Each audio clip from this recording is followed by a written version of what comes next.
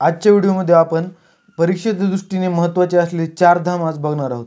तर चार धाम म्हणजे काय, तर हिंदू धर्मातील ही एक चार प्रमुख तीर्थस्थळे आहेत ज्या ठिकाणी भगवान विष्णूला समर्पित आहेत। तर ती चार धाम कुठे कुठे आहेत हे आज बघणार आहोत आणि त्यांची सविस्तर माहिती घेणार आहोत। तर बघा, भारताच्या नकाशामध्ये उत्तरेला बद्रीनाथ उत्तराखंड राज्यामध्ये, दक्षिणेला रामेश्वरम तामिळनाडू राज्यामध्ये, पूर्वेला पुरी ओडिशामध्ये आणि पश्चिमेला द्वारका हे चार धाम आहेत। आता हे आपण लोकेशन बघितले म्हणजे चार दिशांना चार धाम आहेत। तर त्यानंतर आपण प्रत्येक धामाची ही सविस्तरपणे माहिती घेऊया। तर पहिल्यांदा बद्रीनाथ, तर बद्रीनाथ हे भारताच्या एकदम उत्तरेला उत्तराखंड राज्यामध्ये हे धाम स्थित आहे। तर भगवान विष्णूचे बद्रीनारायण रूप या ठिकाणी पूजले जाते, बद्रीनारायण रूप हे पूजले जाते। तसेच अलकनंदा नदीच्या काठी हे मंदिर बांधलेले आहे, त्यामुळे हे महत्त्वाचं आहे। अलकनंदा नदी ही गंगा नदी, भागीरथी आणि अलकनंदा नदी या दोन नद्यांची मिळून गंगा नदी होते, म्हणून अलकनंदा ही नदी महत्त्वाची आहे।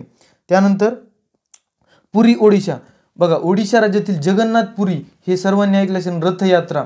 तर ही रथयात्रा जगातील सर्वात मोठी रथयात्रा असते, तेच एक धाम आहे विष्णूचं। तर पूर्व तटावर पुरी येथे भगवान विष्णूचे जगन्नाथ हे रूप पूजले जाते। त्याचसोबत बलभद्र आणि सुभद्रा हे सुद्धा त्या मंदिरामध्ये आहेत। तर तुम्हाला माहितीच आहे की वार्षिक यात्रेसाठी हे प्रसिद्ध आहे। त्यानंतर रामेश्वरम, तामिळनाडू राज्यामधील रामेश्वरम या ठिकाणी जे ज्योतिर्लिंग आहे रामेश्वर रामनाथ स्वामी, त्याच ठिकाणी रामेश्वरम नावाचे चारधाम पण तिथे एक आहे।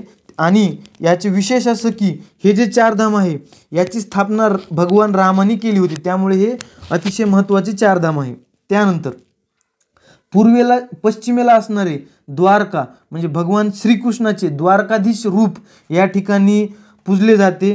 ते समुद्रकिनाऱ्यावर द्वारका जे गुजरातमधील शहर आहे, तर त्या ठिकाणी हे द्वारका चारधाम आहे। तसेच या ठिकाणी कृष्णाच्या जीवनाशी संबंधित अनेक कथा हे या ठिकाणी सांगितल्या जातात। तर पुढील व्हिडिओमध्ये लुसेंट या पुस्तकातील आणखीन काही टॉपिक बघूया। धन्यवाद।